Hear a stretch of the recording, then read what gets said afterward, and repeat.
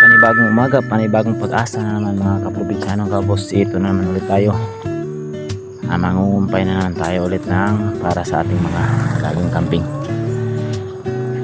Sa pag-aalaga ng kambing, katulad sa akin na kinukulong ko na lang yung mga alaga ng kambing.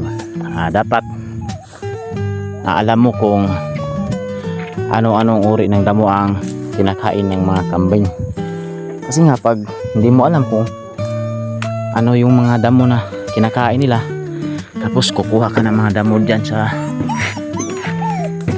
damuhan at hindi naman pala ito kinakain ng mga alaga mong kambing, so kawawa yung mga kambing mo walang pagkain.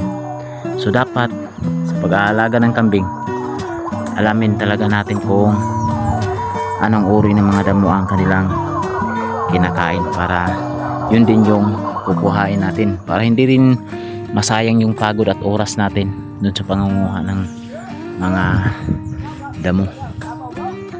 At dito nga pala ito, nagtanong siya sa akin kung hindi ba raw makakalason sa kambing yung mga kinukuha kong dahon o kaya damo. Sabi ko naman hindi, kasi alam ko yung mga damo na kinakain nila. At yung kambing kasi hindi yan basta-basta kumakain ng damo na hindi nila kinakain. Talagang namimili din talaga yung mga kambing kung anong uri ng mga damo na kanilang kinakain. So yun nga pala, nahakot na natin yung nakolekta nating damo.